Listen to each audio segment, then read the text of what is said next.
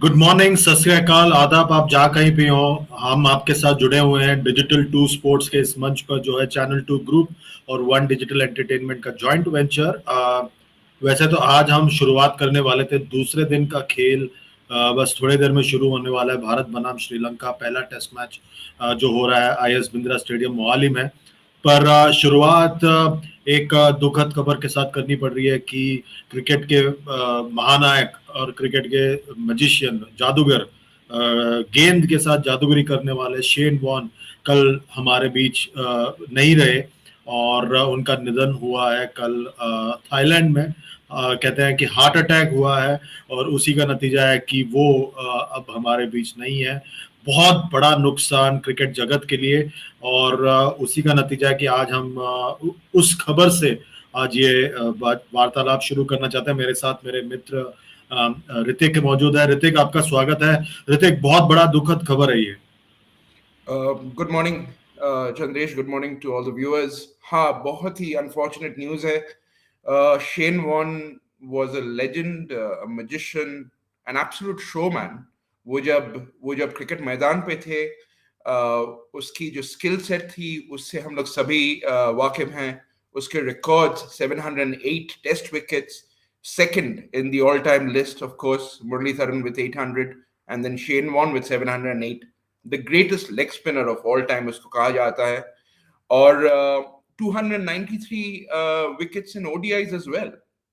So ऐसे नहीं कि उसने सिर्फ लॉन्गर फॉर्मेट में अपनी जादूगरी दिखाई, उसने शॉर्टर फॉर्मेट में भी उतना ही कमाल किया।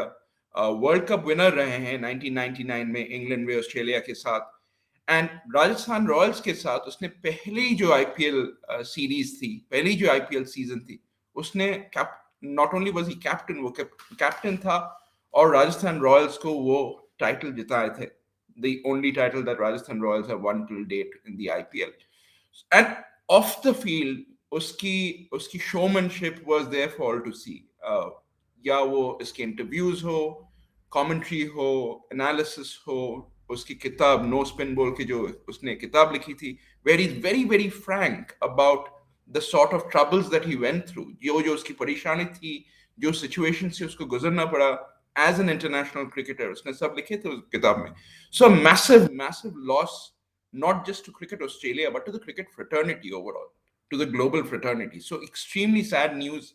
Aged 52 is hardly an age in this day and age when you think that somebody is going to leave you and move on. So very very unfortunate news. And not only that, एक ही दिन पहले another legend of Australian cricket, Rodney Marsh, who was obviously slightly older, he passed away as well. Shane Warne खुद tweet किया था उसके बारे में कि we've lost a legend of the game, and then back to back this happened. So extremely unfortunate day from a global cricketing point of view yesterday. जी हाँ। और बात ये रेलेवेंट इसलिए भी हो जाती है क्योंकि आज जब खेल शुरू होगा, दूसरे दिन का खेल, भारत 357 पर 6 इस वक्त पहले दिन के खेल की समाप्ति पर। और हम आप देख पाते हैं कि रविंद्र जडेजा 45 पर बल्लेबाजी कर रहे हैं। अगर किसी भारतीय खिलाड़ी पर शेन वॉर्न का असर हुआ है, वो है रविंद्र जडेजा। रविंद्र जडेजा को पहले सीजन आईपीएल में शेन वॉर्न ने अपने अंडर सिखाया, बड़ा किया और उनको रॉक स्टार की पदवी दी थी उन्होंने, क्योंकि उनको लगा था 2008 में कि ये बहुत बड़ा एक सुपरस्टार बनेगा गेम का। और देखिए 15 साल बाद वो बात लगभग सही हो चुकी है कि रविंद्र जडेजा गेम के एक जाने माने नाम है और क्रिकेट में उनका नाम बड़े अदब से लिया जाता है और उसका बहुत बड़ा श्रेय जाता है शेन वॉर्न को। मैं ये सोच रहा हूँ कि रविंद्र जडेजा के जहन में क्या चल रहा होगा आज जब वो बल्लेबाजी करने जाएंगे दूसरे दिन का खेल की शुरुआत में। 45 पर बल्लेबाजी कर रहे हैं, भारत का स्कोर है 357, 6 विकेट के नुकसान पर पहले दिन के खेल के बाद। रविंद्र जडेजा के जहन में क्या चल रहा होगा ये सोच के मुझे मैं भी सोच में पड़ गया हूँ कि रविंद्र जडेजा किस हाल में होंगे, क्योंकि उनके लिए उनके करियर का एक बहुत बड़ा एक मेंटोर थे रादर शेन वॉर्न। क्यों ऋतिक? बिल्कुल एकदम सही बात कहा आपने चंदेश। और सिर्फ रविंद्र जडेजा का ही नहीं, शेन वॉर्न एक मेंटर रह चुका है for a lot of cricketers, budding cricketers, internationally established cricketers. और शेन वॉर्न के बारे में कहा जाता है कि वो जब भी कोई क्रिकेटिंग अरीना में रहते थे, whether he was participating as an analyst की और एज अ कमेंटेटर और just as part of a coaching fraternity और कोचिंग टीम, वो हमेशा उसकी उसकी जो एक्सपीरियंस और विजडम है, वो उसकी जो तजुर्बे हैं, वो शेयर करते थे प्लेयर्स के साथ। कभी ऐसा नहीं हुआ कि कोई प्लेयर उसके पास गए, वेदर खुद की टीम की या ऑपोजिशन की, और उसने उससे बात करने से मना किया या उसको कोई एडवाइस देने से मना किया। उसको हमेशा ये अटेम्प्ट थी कि by passing on that knowledge, by passing on that information, you will make better cricketers, you will make the game richer. और ये शेन वॉर्न की एक खासियत थी. So for somebody like Jadeja, who's been so closely associated, and a lot of the rest of the Indian team players as well, because ये सब साथ में IPL में हैं, रहे हैं, इंडिया ऑस्ट्रेलिया टूर्स में they have interacted with each other a lot. So सबके लिए this would have been a massive blow. हमने सुना है कल कि आज both the teams will be wearing black armbands as a mark of respect, and that in itself shows the sort of impact that this gentleman has had over the years on the cricketing fraternity, and definitely ये match में तो बिल्कुल ऋतिक, और ये match में तो बिल्कुल, और जो 2008 के आईपीएल में जो जो थे उस लाइनअप में, उन सब के लिए तो ये बहुत बड़ा एक धक्का है, जो भी उस आईपीएल राजस्थान रॉयल्स के टीम में थे, क्योंकि एक ऐसी टीम को वो खिताब के पास लेके गए जिनके बारे में किसी ने कोई कहा नहीं कि वो जीत पाएंगे उस टूर्नामेंट को। बाकी सारे टीम्स में बड़े बड़े नाम, दिग्गज नाम थे, पर राजस्थान रॉयल्स ऐसी टीम थी जिसके पास सिर्फ एक सुपरस्टार था, वो थे शेन वॉर्न खुद, और बाकी जो थे काफी नए लड़के थे, भारत के थे, कुछ और लड़के थे जिन्होंने अंतर्राष्ट्रीय क्रिकेट खेला था, पर ऐसा कोई नहीं था जिसको दुनिया या क्रिकेट जगत जानता था। ऐसे टीम को जिताना और एक ट्रॉफी जिताना, ये बहुत बड़ी उपलब्धि थी मेरे हिसाब से, और शेन वॉर्न की वो जो उपलब्धि है उसी के बदौलत जो है आईपीएल इस मुकाम पर पहुंच गया। शुरुआत तो ब्रेंडन मैकलम ने अपनी आतिशबाजी से की थी, पर शेन वॉर्न की कप्तानी और उनकी सूझबूझ, समझबूझ, उसके बदौलत जो है वो आईपीएल उस अलग स्तर पर जा पहुंचा। क्यों सही कह रहा हूं? एब्सोल्युटली सही कह रहे हैं आप। 2008 में to take a team from an underdog status to champion status was primarily because of Shane Warne, the captain, Shane Warne, the mentor, Shane Warne, the analyst of the game, how to encourage his team to move forward, how to identify, कैसे वो identify करें कि team में कौन सी players सही strength है for a particular match, for a particular opposition. ये बहुत बार कहा गया है in different forums, in different interviews कि Australian cricket की शायद सबसे बड़ी miss, the biggest thing that they've missed in the history of Australian cricket is for Shane Warne not to have been captain. कि शेन वॉर्न ने Australia के लिए कभी कैप्टनसी नहीं की, कभी कप्तानी नहीं की, बिकॉज उसकी जो माइंडसेट थी, उसका जो shrewdness है, उसका जो अंडरस्टैंडिंग थी of the game, that could have only benefited Australia and international cricket as a captain. वो नहीं हो पाया for whatever reasons that they had, and that was a big miss for Cricket Australia, but Rajasthan Royals benefited from it. और जितने सारे players, media, जो भी उसके पास उसके साथ इंटरैक्ट किए हैं, they've all been richer for the experience with him. बिल्कुल, और आपको बता दें कि कल रात से ही जब से उनके निधन की खबर की पुष्टि हुई, तब से ही दुनिया भर से मैसेजेस आ रहे हैं, लोग शोक प्रकट कर रहे हैं। ऑस्ट्रेलिया में तो मानो मातम छा गया है, क्योंकि शेन वॉर्न जो थे, रॉडनी मार्श एक महानतम क्रिकेटर थे, अपने वक्त के महानतम क्रिकेटर थे, पर मेरे ख्याल से शेन वॉर्न ऐसे क्रिकेटर थे जिन्होंने, वो सदियों में एक आता है, मतलब एक शताब्दी में एक क्रिकेटर आता है, उस तरह के वो क्रिकेटर थे, इसलिए उनकी तूती बोलती थी। ये कहना गलत नहीं होगा ऋतिक कि 100 साल में एक बार इस तरह का एक क्रिकेटर आता है। Probably, और शायद 100 साल से भी ज्यादा, क्योंकि ये once in a lifetime phrase जो हम यूज करते हैं ये शायद शेन वॉर्न के लिए सबसे सही है, क्योंकि वो जब आए भी थे, वो जब स्टार्ट किए थे इंटरनेशनल क्रिकेट, मैंने एक एलन बॉर्डर की इंटरव्यू सुनी थी जहां उसने बोला था कि जब उसने स्टार्ट किया था वो ही वाज वेरी रॉ, तो इंडिया के हाथ उसकी काफी पिटाई हुई थी, मगर उसके बाद to go away, fine tune your game and then come back the way he did, वो एशेज सीरीज से शुरू करके, if you remember Mike Gatting की वो ऐतिहासिक हिस्टोरिक बॉल, राइट, और वहां से उसने जो वो जर्नी शुरू की, that was there for the world to see. और इन बीच में भी उसके पर्सनल प्रॉब्लम्स थे, वो कभी गेम से बाहर थे for almost a year, if you remember कुछ कंट्रोवर्शियल सिचुएशंस हुए थे जिसके जिक्र मैं नहीं कर रहा हूं, but overall there were issues in his life that he had to deal with. To come back after a year of no cricket, for example, an international level, and again to perform, talks so much about the skill, the mindset, the determination, the perseverance of this man. So once in a lifetime, yes. Once in maybe 100 years, yes. Anything that we say about how valuable and immense a player Shane Warne was will be an understatement. बिल्कुल। और 90 के दशक में Shane Warne, Sachin Tendulkar और Brian Lara, ये तीन ऐसे genius थे जिन्होंने अपने अपने तरीके से लोगों को गेम की तरफ लुभाया और वापस गेम को एक तरह से पब्लिक और शायकीन के लिए कारगर बनाया कि वो वापस आया मैदान पे, वापस आया क्रिकेट देखने के लिए, क्योंकि दोनों तीनों अलग अलग तरीके का जीनियस थे।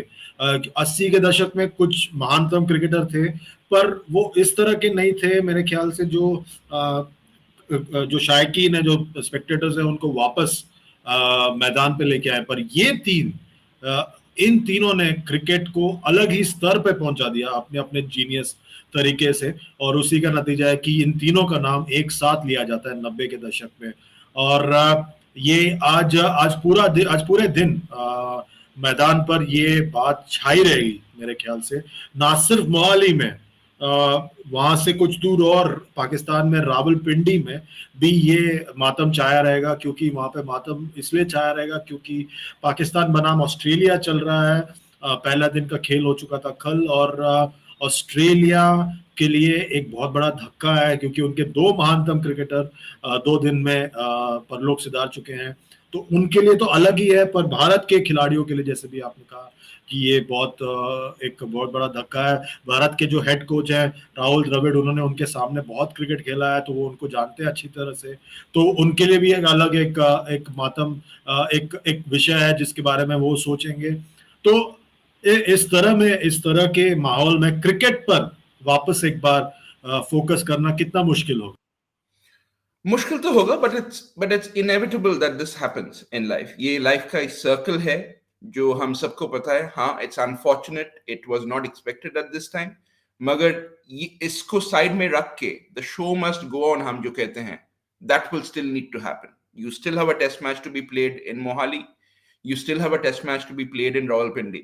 पाकिस्तान डे वन बहुत अच्छे खेले हैं उधर, अभी सेकंड डे में वो क्या करें? Will this add as an added impetus to the Australian cricketers to come? उसकी जो दर्द है, जो शौक है, will they be channelizing that into their game on day 2? ये देखने की बात है।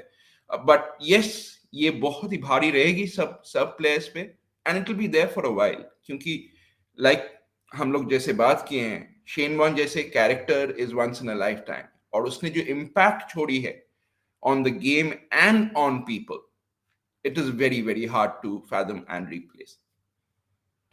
बिल्कुल। और जल्द से जल्द हम लोग मैच के बारे में भी बात कर लेंगे। जैसे आपने कहा, शो मस्ट गो ऑन, और क्रिकेट के शोमैन अब हमारे बीच नहीं है, पर the show must go on. तो ऋतिक, 357 पर 6 हमने कल काफी लंबी बात की इस पे। 85 ओवर में आज मैंने जैसे कहा, जडेजा पता नहीं किस हाल में होंगे जब वो बल्लेबाजी करने जाएंगे। अश्विन 10 पर बल्लेबाजी कर रहे हैं उनके साथ। क्या होना चाहिए भारत का टारगेट? चंद्रेश, आज का सुबह का सिचुएशन कुछ इंटरेस्टिंग है, इसलिए कि 357 उतना कुछ खास रन है नहीं अभी तक। It's a very good score for day one, don't get me wrong, मगर अगर इंडिया को एक ही बार बैट करनी है इस मैच में, अगर वैसे एक स्कोर खड़ी करनी है जहां उसको दोबारा बैट करने की जरूरत ही ना पड़े, and put Sri Lanka under pressure on 2 back-to-back innings, तो फिर at least 480 to 500 is a score that they should look at. Now it's not going to be easy. वो आसान नहीं होगा. क्यों? क्योंकि इंडिया 6 विकेट गवा चुके हैं ऑलरेडी. 85 ओवर्स बॉलिंग हो चुकी है, मतलब न्यू बॉल का सिर्फ 5 ही ओवर्स बॉलिंग हुए हैं. So the ball is relatively very new, of course. Morning में जब श्रीलंकन बॉलर्स आएंगे, कल हम लोगों ने देखे हैं कि लखमल जब जब बॉलिंग कर रहे थे, वो जिस बॉल से ऋषभ पंत को आउट किए, for example, it was all not just his skill, but the fact that it was a new ball, it was moving off the surface really well, good carry and so on. So पहला session आज बहुत ही critical रहेगा India के लिए. Just because they are 357 for 6 does not mean it's going to be easy. So अगर वो first session India अच्छी तरह मैनेज कर ले, so then at least a 450 should be a minimum target, and then from there on closer to 500. That's how I would see it. But that first session is going to be crucial, क्योंकि अगर श्रीलंका को जल्दी wickets निपटा ले इस बीच में, then इसके बाद सिर्फ Jayant Yadav is there as a sort of reliable batsman. उसके बाद है शामी and बुमराह. तो we are into the absolute end of the tail. So उन दोनों से ज्यादा रन उम्मीद करना शायद गलत होगा. हाँ, they will use the long handle, maybe कुछ बाउंड्रीज है, कुछ मारने की कोशिश करेंगे, but it's realistically not possible for them to come up with a massive score. So ये जो साझेदारी है between Ashwin and Jadeja, ये बहुत ही crucial है for India, especially to go through the first session of play. और ये भी याद रखना पड़ेगा कि श्रीलंका के पास लहिरू कुमारा नामक जो तेज गेंदबाज हैं, उनका ना होना कल के दिन बहुत बड़ा एक फैक्टर था, क्योंकि वो सबसे तेज गेंदबाज हैं श्रीलंका के. और वो उन्होंने जब भी गेंदबाजी की है, बल्लेबाजों को उन्होंने मतलब क्रीज पर अपने गति से, अपने रफ्तार से हड़बड़ी में डाला है. तो उनका ना होना बहुत बड़ी एक फैक्टर थी कल. और आज भी अगर वो नहीं आए गेंदबाजी करने के लिए, श्रीलंका को उसका बहुत बड़ा नुकसान भुगतना पड़ेगा. एकदम. और आज अगर वो बॉलिंग करने नहीं आए, so Sri Lanka will not only miss him just as a bowler, as a fast bowler who has been really good. वो न्यू बॉल का जो इफेक्ट उसके साथ इस्तेमाल कर सकते थे Sri Lanka, that will get negated a lot, which should in some way make it easier for the Indian batsman. So it will be a big loss. We'll have to see whether he comes in and bowls. Even if he comes in and bowls a few overs, थोड़ी भी कुछ over डाल सकते हैं, तो एक कुछ impactful overs हो सकते हैं from him. So ये देखना पड़ेगा. We haven't heard much in the media कि उसका injury level कितना है, but we will get to know at the start of play. And then उसके हिसाब से I think Sri Lanka will need to manage their bowling options. तो आपके हिसाब से रियलिस्टिकली 450 550 ही भारत को टारगेट करना पड़ेगा अगर उन्हें सिर्फ एक बार बल्लेबाजी करना है. तो इस टेस्ट मैच में लगभग एक सत्र बल्लेबाजी करे भारत, तो भारत के लिए बहुत उपयोगी होगा, क्योंकि वो फिर बाद में इस टेस्ट मैच पर एक पकड़ बना सकते हैं. क्योंकि हम सबको याद है कि भारत ने कल जब टॉस जीता था, तब भारत के कप्तान रोहित शर्मा ने 3 स्पिनर को 11 में जगह दी थी, रविचंद्रन अश्विन, रविंद्र जडेजा और जयंत यादव. तो भारत के पास 3 विकल्प हैं स्पिन गेंदबाजी की, और सिर्फ 2 तेज गेंदबाज हैं. तो भारत के लिए उस लिहाज से भी बहुत जरूरी है कि एक बड़ा एक लक्ष्य तैयार करे श्रीलंका के लिए इस पहले पारी में. एकदम. and India will need that कि अगर once you have runs on the board, then the 3 spinners when they come in after the pacers, उसके पास वो cushion हो, they can go attacking, you can have attacking field set, you can try and get put additional pressure on the opposition. So ये सब elements तभी applicable होगा ठीक से जब इंडिया की एक सब्सटैंशियल फर्स्ट इनिंग स्कोर हो. We are far away from that अभी. एटलीस्ट 100 रन और तो चाहिए just to build that. A 450 plus score always psychologically also plays with the opposition. 500 हो तो even more so. 500 अभी तो थोड़ा दूरी लग रहा है, but at least 450 is something that India should initially target at.